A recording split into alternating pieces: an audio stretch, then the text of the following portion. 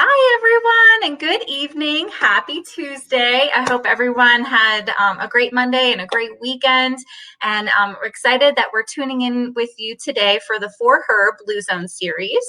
And really excited about the conversation tonight.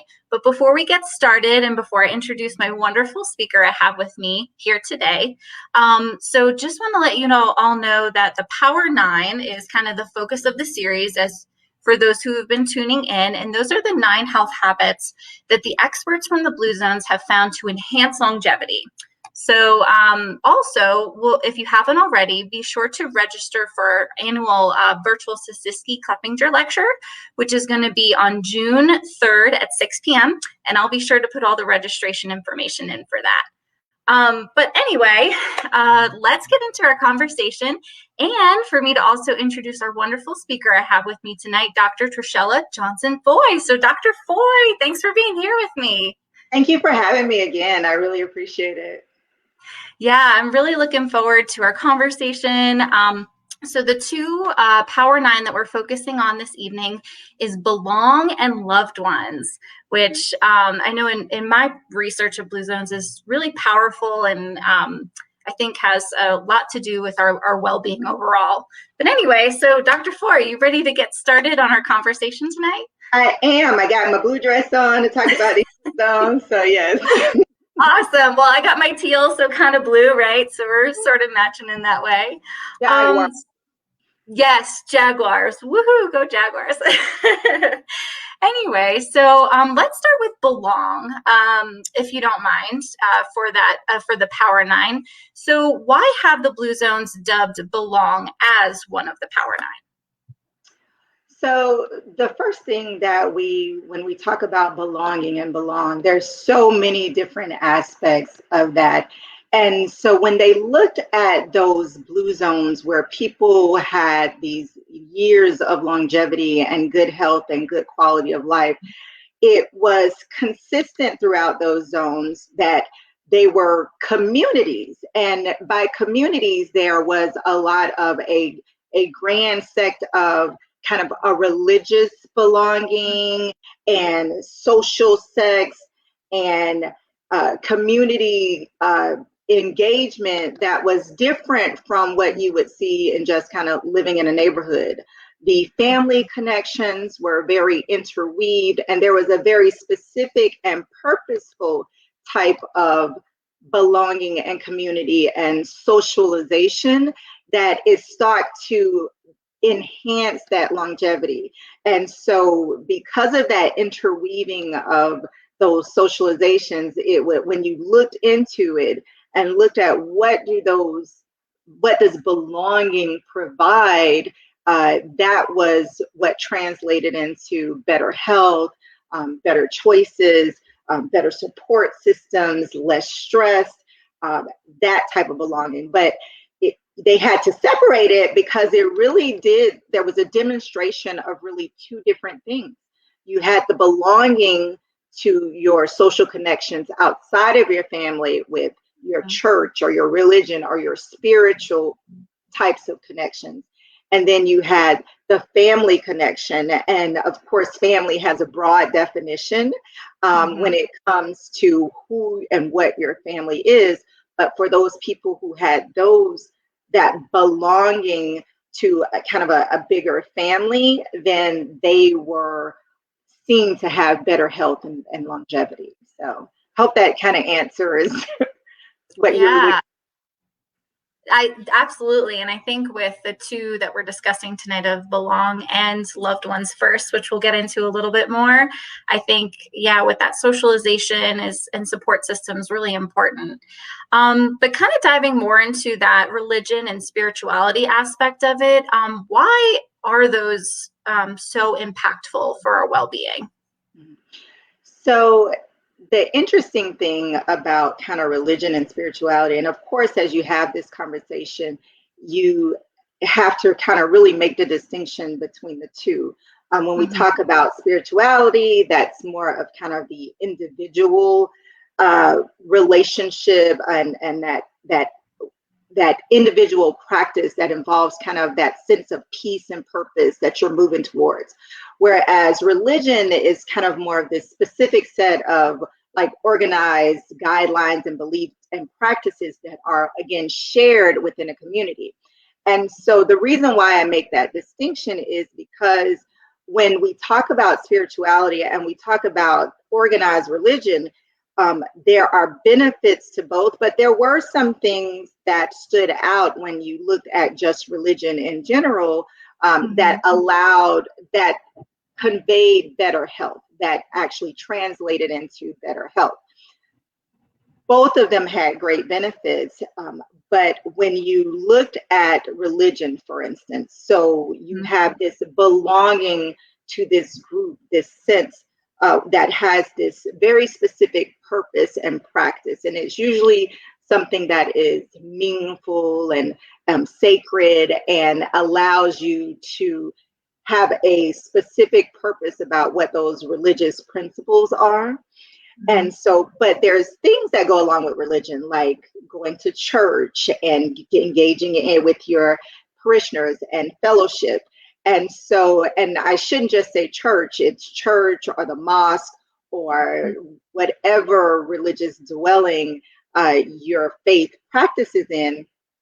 Those are very specific things. And so there have been studies done. So from the health and science aspect of it, there have been very specific studies done that look at when people actually fellowship or go to church or go to mosque, does that convey a greater sense of health? And some studies have shown that, yes, you actually, just the actual act and practice that goes along with some religious practices convey better health. So for instance, there was a study done back in 2016 that looked at women in particular, but a large group of women. There was 75,000 women almost that they were looking at. And so they looked at these women, and there were a lot of different things that they were trying to assess, but specifically they wanted to answer the question, if you go to church and attend church, does this lead to better health? And does it decrease your risk of dying? And so what it showed was that of these almost 75,000 women, when you looked at them and they went to church, and these women they said 4 times a month, basically, there was kind of this number. There was a 33% decrease risk of all-cause mortality. So all of the causes of death. So when you looked at heart disease and cancers, those things that are the top of our mind as to what is going to lead to our demise, it showed very specifically 33% of these women had greater longevity. That's not the only study, though. So then fast forward, you looked at a kind of an institution that had looked back for 14 years of about 5,000 people, men and women this time. And so they looked at measurable things that contribute to poor health. So how high is your blood pressure? How high is your cholesterol? What are some of those stress hormones inside your body? And those things that they know increase people's risk of heart disease and decrease their life expectancy. So they looked at those things and they created a score. And of course, the people who had the highest score were people who were more likely to have early death. So of that group, they then looked at who goes to church and is worshiping. And when you looked at those people and pulled them out and then followed them for 14 years after this survey, those who said they went to church at least once a year had a decrease in the risk of dying in that 14-year span by 46%. So these huge, that's really significant. Wow. Yes, no, and so this study did something a little different. It actually looked at, because people are like, well, they're probably less stressed and they have all these other variables that probably contributed. So they actually teased all of those things out, and they looked at, same stress levels, same other types of factors. And they found that outside of just decreasing people's stress, decreasing people's depression, that in and of itself, there still seemed to be a decrease in an increase in life expectancy and longevity. So there's something to this. And when there's something to it, when you can look at a group and pull out this type of number and it be reproduced in different studies from the medical standpoint, that means if this is something that, as I talk to my patients about good health, then I need to start incorporating that spirituality and belonging and being very deliberate and specific about what are some of your religious or faith practices. Now, stepping on the other side of that to spirituality, one of those blue zones, of course, is still about that purpose-driven life and living with a sense of purpose. And that's what the spirituality is all about. And so that can be individual or community. But many people use their spirituality as a way to connect themselves to this greater thing, this thing that's beyond just who they are, and this world that is larger than them, which is also about connections to others and connections to other people, and making sure that they're living a significant and sacred and purposeful life. So those things, when they can, for me as your doctor, convey to longevity and good health, then they're worth talking about. And that's what Blue Zones has identified, is that those are the things that are important for us to talk about and to tap.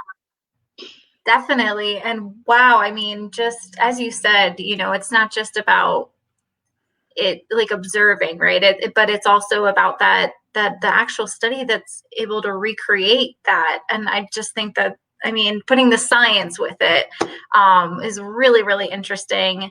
And I'm happy that, the Blue Zones and in their research and other research, just as you explained, I mean, just really shows how impactful that community can be, and your faith and religion. So and beautifully explained as well. And before we move past that, I do want to say one thing, because it becomes important in this conversation kind of about real things and real life. Some people will oftentimes kind of the act of going to church where there isn't something deeper in it. So I want to be clear as we talk about these things, that it's not just about I drive to church on Sunday, because some people feel like they don't get the benefit if they're not there. In this world of COVID, during this pandemic time, when we had to find other ways to fellowship, it still counts. If what is guiding you and what is pushing you is to really have that sense of belonging and that sense of purpose, and to live a good, godly life, that is the part that is important. What is the drive behind it? That purpose, that force that is moving you forward, and not just because you simply go to church. And also the twisted things that can happen sometimes with religion, where it's used in a way to be suppressive or to push a different agenda. So we want to make sure we're cautious about those things, and really just try to live in our truth, live in our purpose, live in a way that we're guided by that real connection to God and to others. So I hope that added something. Absolutely. What a wonderful point. And that's a beautiful, really.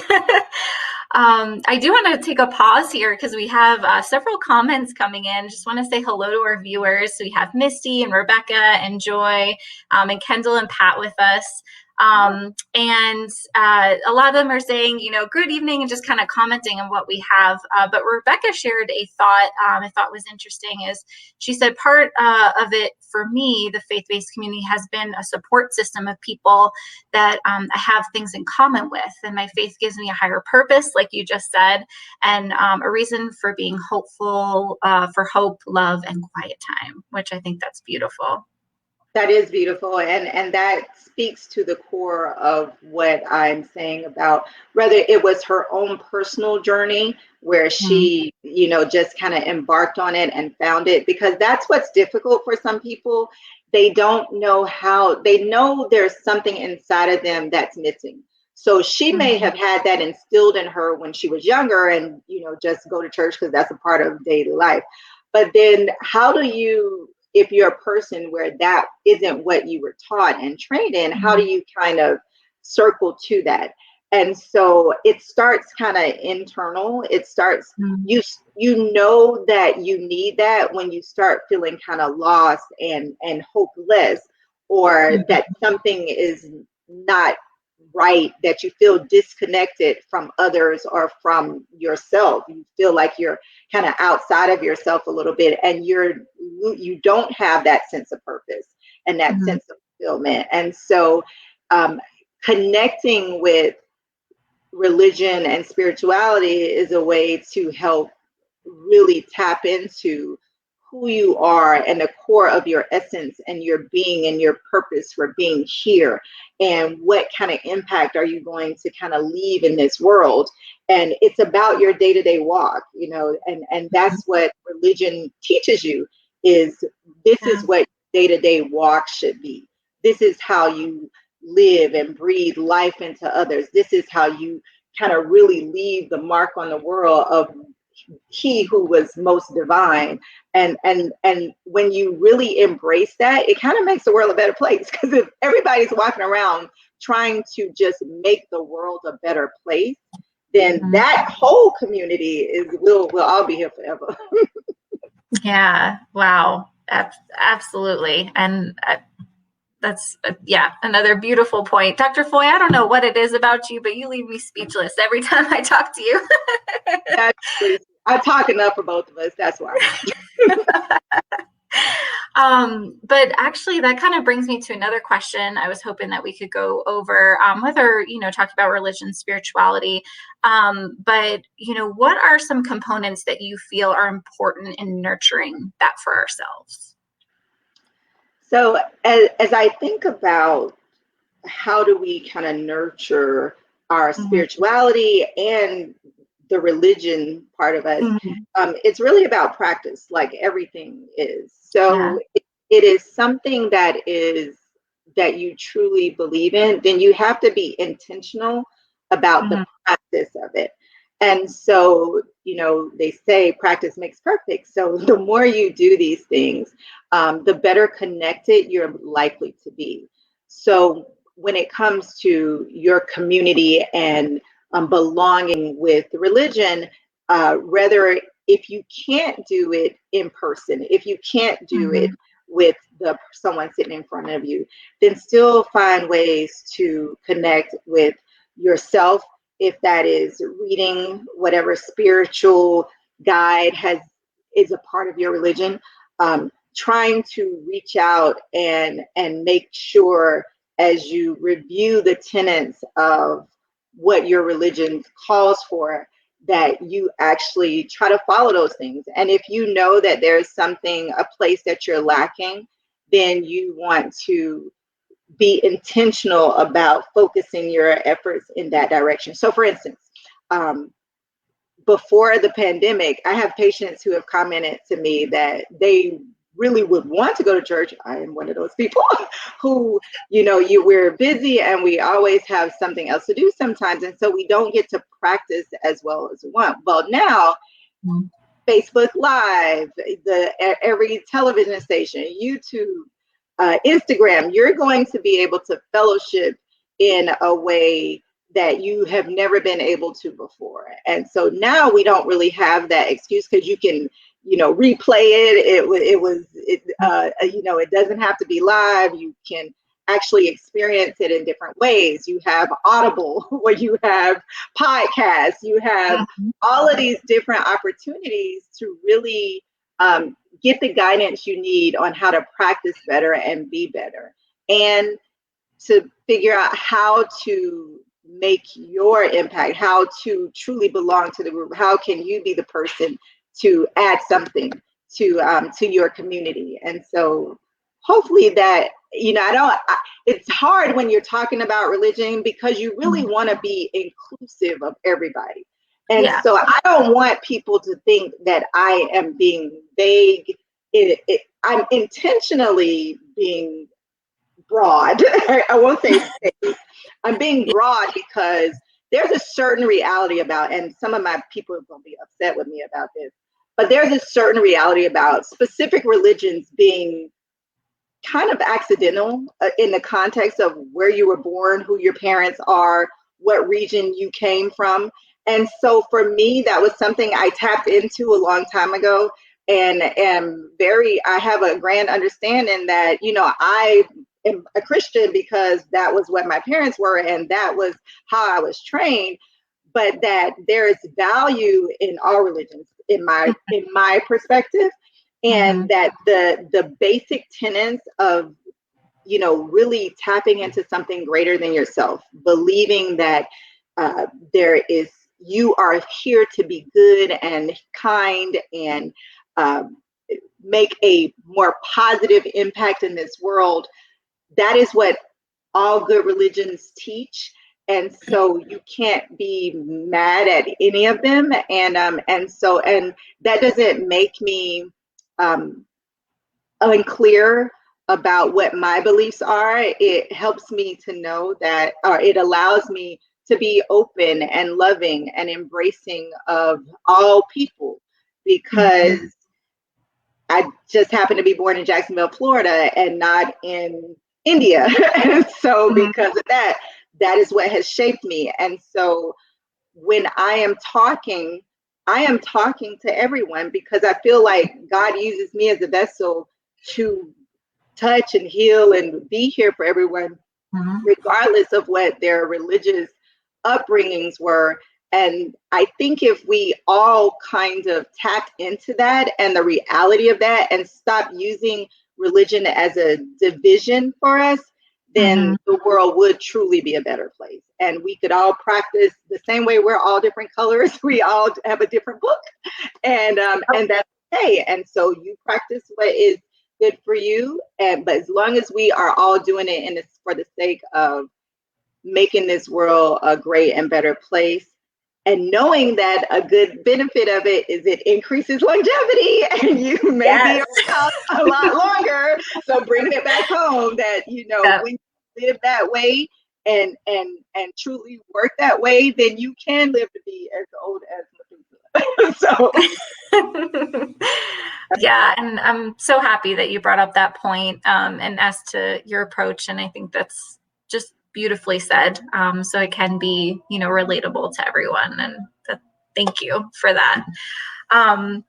And just a last thing on belong before we kind of moved into loved ones.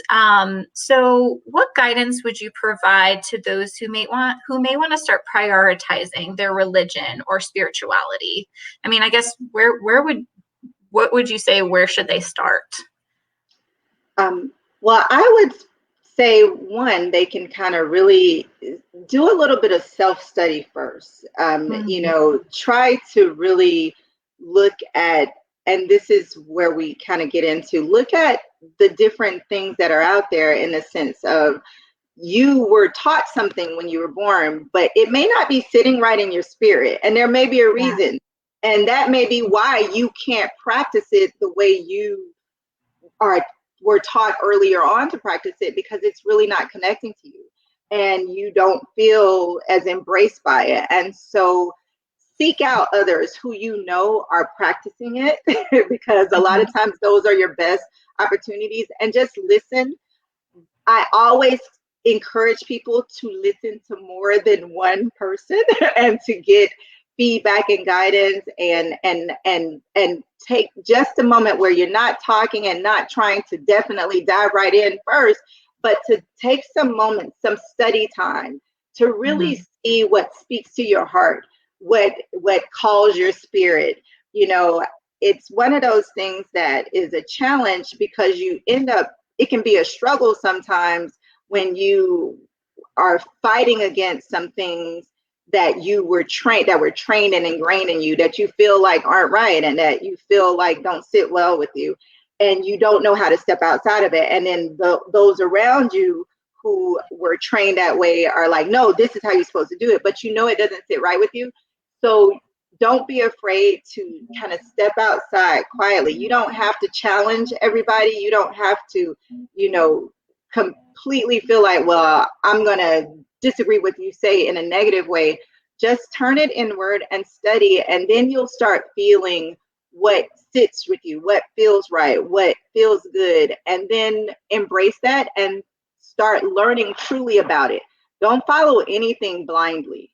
Make sure Mhm. you get real information. Make sure that you can truly believe in and stand up in front of the world and talk about what you have embraced in a way that there is no problem with your conviction in it, and you're able to move it forward. So there's lots of opportunities. The people around you, whether it's you're an elder in the church or an elder in the mosque, or go on Facebook, or go on Google and just Google different religions and Mhm. see exactly what is out there and what you have an opportunity to really start tapping into. Yeah, I love that. And what I took away from it is follow your spirit, Yes. right? Your spirit's telling you. Less words, more words. No, I love it though. That's my takeaway. So I'm curious from our viewers if they have different ones. Actually, Rebecca has a question for you through our conversation. She asked well, she said, visit different places, maybe a good way too, but where do you feel welcome and home? Me personally, I guess that could be interpreted as you personally, but maybe that was more of a comment of, I was about to say, yeah, like where do you feel welcome and home? It looked more like a question, but I think that was right. more of a comment. No, it's okay. That's okay. It is, and that is exactly. She said exactly what I was saying. Yeah. Because when I went away from college, my pastor was like, "Okay, this is a church you should go to when you are in Atlanta." And so I went, and I was like, "This doesn't quite speak to me." And then there was, a lot of places that I visited. It was a big metropolitan area, but it was one of those things where I am very much in tune to how my spirit feels when I'm in places around people, because I'm one of those people that absorbs. We were talking about this earlier. I Yes. feel and absorb like authenticity, and when things aren't really settled, and so you'll allow yourself to be open, because some people put up blocks and where they can't really feel it. So, but if you are really trying to discover where a good place, you have to go in there open, and then be honest with yourself about whether or not you're feeling it or not. And don't be moved by the people around you who are like, no, girl, this is the best church in Atlanta. This who you should be going to see. And you are like, no, that's a lot of stuff that doesn't really speak to my heart. And so I found a little church and was able to connect and feel good, and worship in a way that I needed to grow, because that's important. Yeah. You don't want to go somewhere where you're going to be stagnant. You want to feel growth, and so anything that's going to help me be a better me, that's what I'm looking for. So thank you for her comment about just making sure you feel at home and it feels. Absolutely. Well, there's so much to that belong, aspect of the Power Nine, and I'm so happy that we were able to take some time to talk about it. But sort of changing a little bit, which is related to, but to that loved ones first, right? With our family relationships and strong family connections. Um, so, according to Blue Zones, why is maintaining those strong relationships with our families or our friends so important? So, what is showed in Blue Zones is that when you have those connections between these kind of intergenerational families, where there's a Mhm. real connection, even if it's not always positive. So, even if there is challenges between teenagers and adults, or there's lack of understanding between the little ones and the big ones, them being together and fellowshipping together, it added life to the elders, and it was also beneficial to the children in a context that they tended to eat better and think better about things and make better choices. So, and it wasn't from constant nagging per se, it was that Mhm. belonging, that community. And so Yeah. they developed this shared sense of values amongst the family that allows them to kind of move forward and really experience a more healthy and fulfilling type of life. And so so that's a part of the reason why it is encouraged to have that real sense of family. And so why we are talking about it, I have been very blessed in my life to have many mothers, and it is one Mhm. of my mother's birthdays. So happy birthday, Oh, Mary Little, who you are getting a Facebook Live shout out because she be on Facebook a lot. happy So birthday. happy birthday, Mimi, if you get to see this later, because your birthday is tonight. But, again, that sense of when we talk about defining family, I was one of those people who my family connections are a little bit different, where they extend arms to a lot of different tiers for people who embrace me and pulled me into their family and their life. So my belonging is not the traditional belonging in its sense of family, but it's still very much there. And you have mothers like a Mary Little who makes sure that they have family dinners and who makes sure that there are phone calls and texts, and who immediately stepped into technology because that was the way to stay connected with the grandchildren and the nieces and the nephews. And they also create a way, they make it where the extended family also is always going to stay connected. There's trips Mhm. planned and family gatherings and things that are making sure that the family stays connected. So people like her, who is the person you need in your family, or you need to be that person because that is what's going to keep you whole and keep your family whole, and allow the elders in your family to have that sense of longer life and quality of life that they deserve at this point and that they've worked really hard for. Yeah, absolutely. So there is something to what my grandmother says that, being around me as a kid or, my son, it keeps her young, right? Yes. Yes, I was really excited as I was kind of reviewing for this, where it said that Mhm. mom's over 40 and lived a little longer. And so I was, oh, yeah, okay, that doesn't mean gonna have another baby, but I was excited to hear that because a part of it, and as you thought about it, it was really kind of that purpose. Your children Mhm. create a sense of purpose in you. Yeah. And so in doing that, that sense of purpose allows you to have something that is driving you every day, and that is a part of that increase in longevity. That's a part of that belonging that allows, that they believe translates into better health and longer life, more quality of life days. So Yeah, no, absolutely. And speaking of kind of that staying connected, especially through the year we had with COVID and just kind of the, having to be socially isolated. But really, what are some adjustments that we can make for more quality time with our families?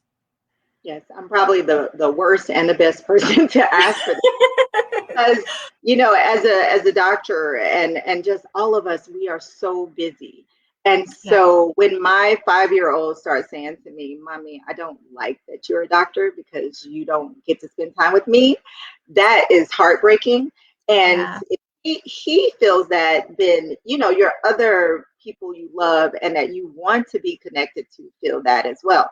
So I have personally tried, and what I would encourage people to do, again, it's about intention, is to actually be Mhm. intentional and have follow through with planning some things, whether it's small things. So I had to set myself a reminder to, like, okay, call Gigi every Saturday, you know, just little things that allow you to let them know that you're thinking about them and they're thinking about you. plan little family dinners. And it doesn't have to be big with everybody every time. Yeah. It can be, okay, this is Auntie Sue's week, and then next week it's going to be Auntie Phil or whoever. One of the other things that I also have encouraged and have tapped into a lot is, incorporating the children into this and giving some of the family a little reprieve sometimes. So Mm-hmm. I have created this little like refresh area in my house. Actually, I'm in it right now, where Oh. I invited my little cousin over who I love, and she's like my little sister, and said, okay, here, I'm going to take the children. You go take a bath and relax and listen to some music and have a glass of wine and do these things. And so that allowed me to connect with her, even though I didn't spend that moment in the room with her, but it Mm-hmm. allowed her to refresh. And then I was able to connect with the children in a way where it's like, okay, it's TT time. And so just doing it. And then I was like, I should do this like once a month, pick a family member and say, hey, you come, this is what we're going to do. You're going to relax and refresh and rejuvenate. I'm going to spend time with the children, and then we'll come together. I just started this because we just getting past our vaccinations, but but I have all these ideas about how to really connect, because it's just like, as we were talking about the spirituality part, where I feel disconnected a bit from my friends and family. Mm-hmm. And so when you start feeling that, then you should do something. You Yeah. should take an act. And so what that means is like, okay, who do I need to call? Let me call this person. Who do I need to see? I was like, I forget so often that, oh wait, I can duo them or I can FaceTime them, where it doesn't just have to be the voice, because that smile that they see helps. That, Yes. energy they see in your movements and your actions and your voice, and you being able to honestly say, you look beautiful, or something that is going to engage their spirit in a way where it's helpful. And it only takes a minute. It Mm-hmm. only takes really a minute. And so this is to my friends and family, I'll do better.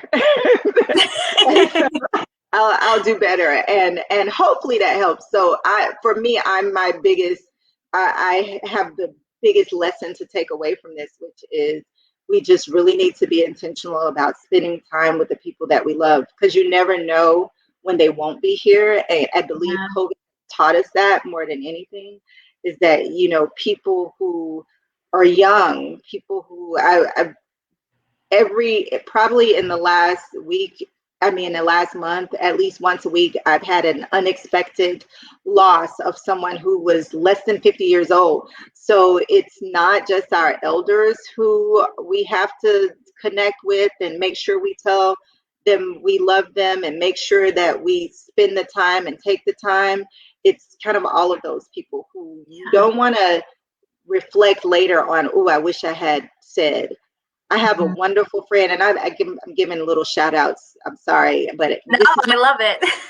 so I have a wonderful friend. She's like the best person in the world. Her name is Jaminda Thompson. So, hey, Mindy. She sends these random texts that are just make my heart melt all the time, where she's just like, I love you. You're beautiful. And Oh. we don't get to see each other nearly enough, but Mm-hmm. she is so intentional about her love and so intentional kind Mm-hmm. of with everybody that she engages with. So she was my lesson to, okay, I'm going to make sure I do this. So I try to do that. It's like a random, hey, good morning, sunshine to Mm-hmm. people. Everybody's going through something and just needs to hear something every now and again. So, but our extended family and our family, because again, we sometimes spend a little more time on those who are outside than the ones who are inside, the ones who are our sisters, our brothers, who are truly the ones that you should be saying things to. We take advantage of and think that they're going to be here forever. So don't Yeah. just love your friends, love your family very intentionally as well. I feel like I'm all over the place a little bit, but I am hopeful that the message gets to someone who needs to hear it, that no, love the, Mm-hmm. the, the neighbor and the mother and the brother and the sister and everyone. Yes. No, and to me, I'm like, wow, that makes so much sense, you know? And again, the takeaway is follow your spirit or listen to your spirit, right? And love intentionally, right? I, Yeah. I love that. Um, Two so I words. know, sorry, go ahead. No, I said your 2 words for all these words I said. Well, it helps me remember it a little bit better, right? But the message is just beautiful. So something I know that's kind of hard to talk about is maybe those not so great relationships with family members, and I do want to be sure that we touch on this a little bit and be sensitive that everyone's situation is different, and those relationships with our family members may be a little bit hard to have. So what guidance would you provide to those who are struggling to maybe have those relationships with their family? So, and that is such an important question and a tough question. Um, Mhm. I'm going to just take a moment. One of the things that a kid asked me a long time ago, I was doing like a talk for a school, and they were like, "What do you think your biggest asset is?" And as I reflected, I was like, "Well, I think I have this incredible ability to forgive people." Hmm. To me, it's extremely important to be forgiving. Yeah. It frees you, it frees them, and it allows you to just move forward. And Hmm. so I bring that up to say because rifts in families aren't always about something someone did to you, but it feels like it. And so it's Yeah. somewhere in there, someone needs to be forgiven and someone needs to forgive. And so, whether it's you who need the forgiveness or you who need to forgive, move on it because life is short.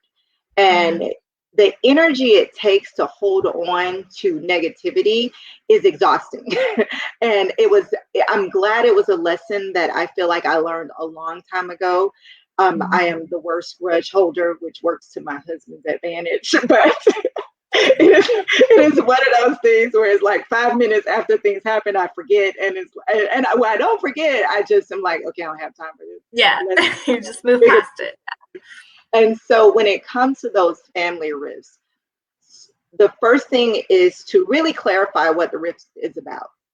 Hmm. Because nothing can be resolved if it's not really looked at for what it is. There are going to be some things that people feel like are unforgivable, but nothing's unforgivable in the Hmm. context of you can be forgiving and still not necessarily have that person in your life every single day. That goes back to our self love talk.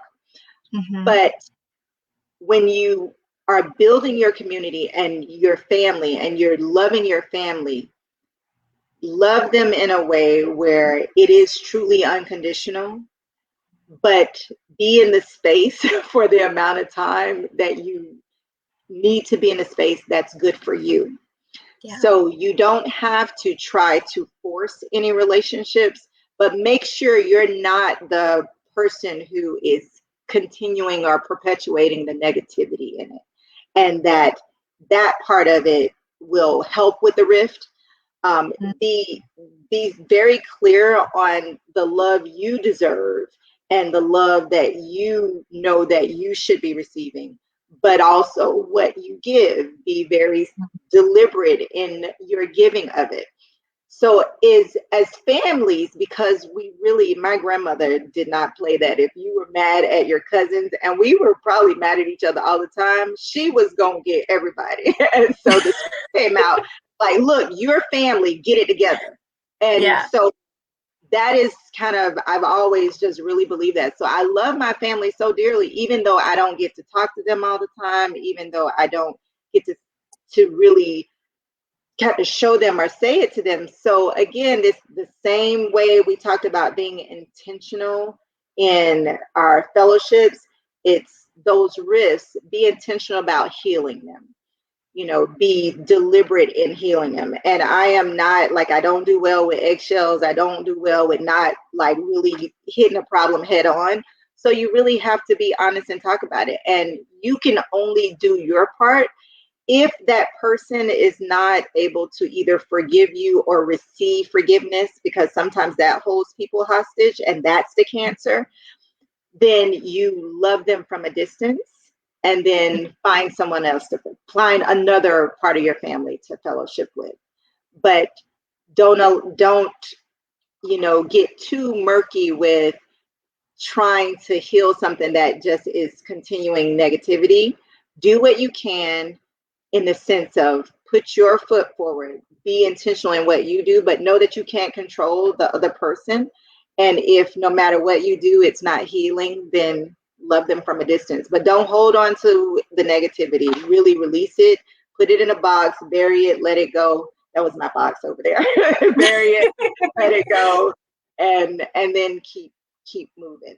And so I feel like it sounds so simple and easy, and people are like, that's easy to say, but it is. Like, you make a choice to hold on to negativity. You make a choice to be mad at somebody. You make a choice to direct negative energy towards people. So choose not to.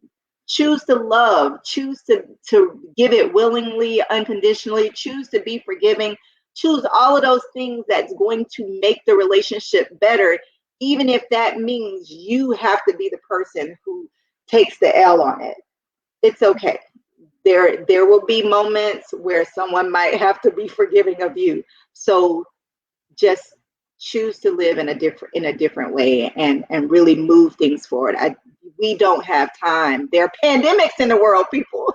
We need to focus on loving each other and healing any of these things that that are dividing us. And there are books. I'm not the expert. There are books out there that says how to heal family rifts. Go to counseling. Sometimes it takes a professional to help you get on the other side of things. And actually, I'm mad that I just waited to say that, because that's a really important one. Yeah. Don't be afraid of like some real counseling, something that allows you, because a lot of times things are deeper than that last argument. That usually is the straw that broke the camel's back, but it's usually deeper things. And some of those deeper things may not have anything to do with the other person and has everything to do with you. So some of the things that are in our families are deep rooted negative things that we carry forward generation after generation. And so someone has to choose to break those bonds and break that bondage that is holding families hostage. I watch so many families kind of break apart for monetary things, and they were loving each other to death while their parents were alive, and then something happens as the elder leaves. And so we've got to find a way to really keep our families together and to hold on to whatever love and intention that whoever that glue was that was there for you before. You have to become the glue if they're not there anymore.